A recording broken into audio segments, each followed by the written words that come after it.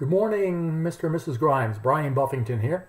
It's a pleasure to meet with you again. I'm here today to present you an assessment of your current financial plan, as well as a couple recommendations about changes you might want to consider. What I'd like to do before I go right into the plans is cover some personal information you provided me to make sure that everything is accurate. First of all, Rick, you've told me you're 48 years old. You're currently employed, making $110,000 a year. Darla, you are currently 51. You also are employed on a part-time basis, making $20,000 a year.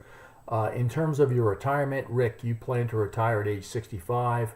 Darla, you are planning to retire at age 68, basically the same time that Rick retires. You're currently married and live in the state of Texas and plan to retire in the state of Texas. You've told me you have one son, Corby, who's currently 16 years old. Corby may or may not be going on to college upon graduation from high school. So that's something we'll talk about in your plan options. And then in terms of your expectations during retirement, you've told me that you want to live an active lifestyle, you'd like to travel, spend time with families and friends. But your biggest concern is you want to make sure you don't run out of money, that you don't live too long and outlive your money. These are the basics upon which I developed your retirement plan. You've said that leaving money to others isn't necessarily a high priority, but as you'll see, basically, I'm assuming that your house will be left as part of your estate, left to your son Corby, and we'll go over how I've determined which assets to include in your retirement plan shortly. So if any of that information isn't correct, let me know. In terms of the length of your retirement plan, thank you for filling out the health questionnaire and family background questionnaire. Based on the information you provided, Rick, I'm assuming that we need your plan to last until you're 92 years old. Darla, because longevity is in your family background, your plan needs to last until you're 100 years old. So bottom line, your money is going to need to last you 33 years after both of you retire. So as we go over our retirement plan and the probability of success, keep in mind we're assuming our plan needs to last you a full 33 years after retirement. In terms of your goals are relatively straightforward. You told me that you can comfortably live on $100,000 a year based on today's dollars. If one of you would predecease the other, I'm assuming that you could live comfortably on $80,000 a year. So that's part of the plan.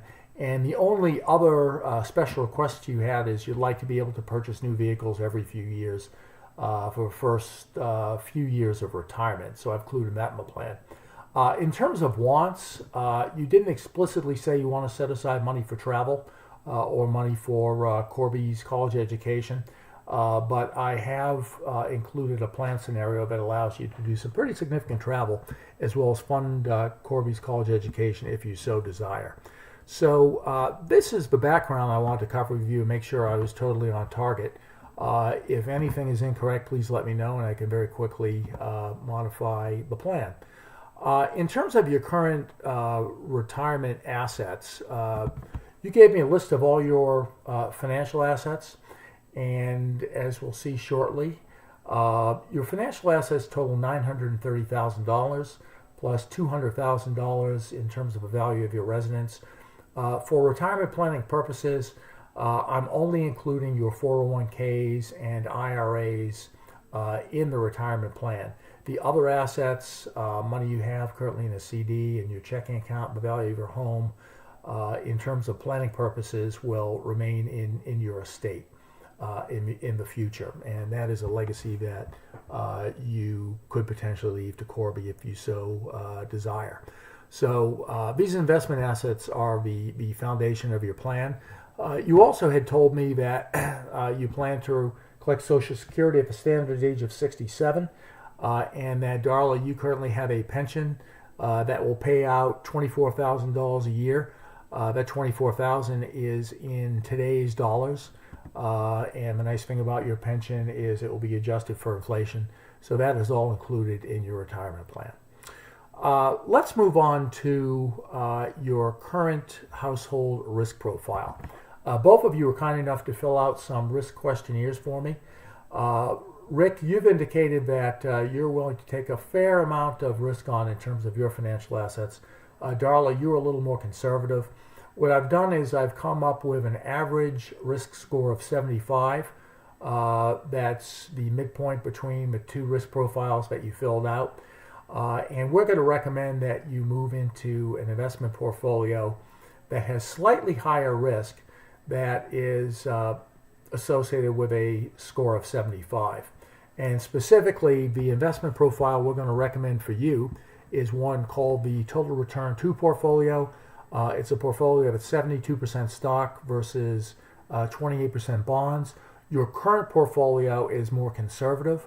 I'll go into some detail shortly. It's 65% stock and 35% bonds. But we'll see we can probably get a higher return with a reasonable increase in risk moving to a greater stock portfolio.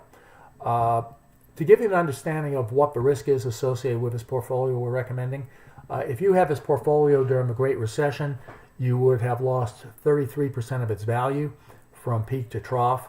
So that means your $930,000 portfolio would have gone down by $304,000 before basically the market started to move back to the upswing, and you had an opportunity to recoup your losses. Those who did basically hold the portfolio, recoup their losses, and actually received some very nice gains several years after the recession ended. So it's very important that you be willing to accept this risk if you move to a total return portfolio and basically not move out of a portfolio in a down market because if you do, you would not have the ability to recoup your losses. So that, I want to talk specifically about the portfolio that we're recommending you move into and about the concept of the efficient frontier. By taking on different portfolios of stocks and bonds, you basically are able to take on different expected future returns as well as different risks. And there's something called the efficient frontier. There's basically a mapping of all potential portfolios, diversified portfolios that you could move into. And the basic philosophy is the higher the risk you're willing to take, the higher return you'll receive. So in this case, you are currently in a portfolio that's 65% stock, as I mentioned. It has an estimated average return of 9.1% with a risk of 11.24% per year. That's the standard deviation. The portfolio we're recommending has a 0.2% greater return, but a slightly greater risk. So we are recommending that you move up the efficient frontier curve, get the additional 0.2% return, which we believe is it's reasonable to take on that additional risk, and that will basically allow you to spend more money in your retirement. So what I'm going to do next is go over my assessment of your current portfolio and current retirement strategy, and tell you what I believe your probability of success is in terms of having money at the end of your 33-year retirement plan based on your current assumptions. One of the things we'd like to do is run a Monte Carlo analysis. What a Monte Carlo analysis does is it takes historical returns and standard deviations from financial markets and basically runs 1,000 different scenarios of things that could potentially happen during your retirement to the financial markets to determine whether or not you will still have enough money at the end of the plan, given all the potential things that could happen based on history. And I'm going to run your current scenario that is based on your current investment portfolio as well as your current projected expenses. And as we can see, the Monte Carlo analysis ran 1,000 different trials, and of the 1,000 different trials, 96% of the time you actually still had money at the end of your plan. So you were basically able to spend the $100,000 a year inflated over time for your basic living expenses and pay for the automobile upgrades that you plan for in your basic plan all given your assumptions in terms of retiring at age 65 and 68 correspondingly. Now, this 96% is typically higher than what we recommend. What this means is you have a very high probability of being able to spend the money you want to spend during your plan. But you also have a very high probability of having a significant amount of money at the end of your plan that maybe you could have spent earlier and led a greater lifestyle. So the system, Money Guide Pro system, has a best recommended scenario that basically will tell us, based on your current investment portfolio and based on your projected savings, how much money you could in fact spend in the future, given, let's say, an 80% probability of success profile. And we're going to compare basically your two scenarios. The Money Guide Pro recommended scenario, that's a little more aggressive in terms of the amount of money you're able to spend, versus your current financial plan that's more conservative. So if you were to go with the recommended Money Guide Pro scenario, as well as the recommended Money Guide Pro financial portfolio that I discussed earlier, you'd see you could actually increase your spending by 34% and still have a relatively high probability of success of not running out of money through 33 years after your retirement date. So I know that you're conservative, so we're going to look at a couple different other scenarios. But before I do that, what I'd like to do is explain a little bit about how the Monte Carlo analysis works and how this 81% relates to the amount of money that you're planning on spending in the future. I can go into some detail of this 81% plan, and there are a lot of different options I could cover, but I'm basically going to cover the amount of cash needed to fund your goal. So in this case, we're assuming that you spend $34,000 a year in today's dollars per year, as well as upgrade your vehicles as you desired. And in this case, you can see you'll end up retiring in 2035, and your plan will last 35 years. So as you can see, one of the things that makes retirement planning challenging is that we need to take your projected expenses and inflate them, and then make sure that we have enough money in your portfolio to cover those expenses.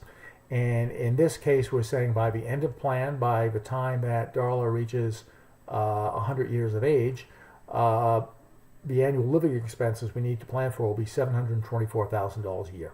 So as you can see, we have a certain expectation of what inflation is, but these expenses are relatively fixed, and we need to look at all the different things that could happen in the financial markets to your financial portfolio and make sure that we have enough money in that portfolio to be able to cover those expenses. And in this case, in the case of a recommended scenario, we'll have enough money 81% of the time. Of course, if for some reason over time it looks like the probability of success goes down, you can always reduce your spending. So I just wanted to point that out in terms of how the Monte Carlo analysis of probability of success relates to your projected expenditures. One other thing that we can do with the Money Guide Pro software is use something called Super Solver.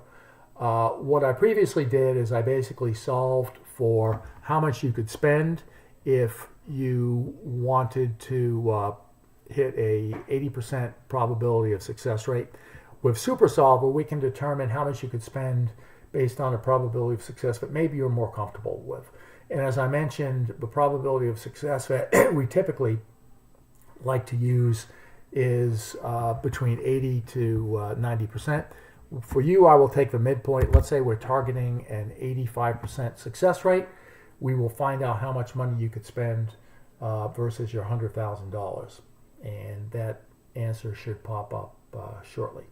So SuperSolve is a very powerful tool that tells us what the probability of success is of a financial plan given a specific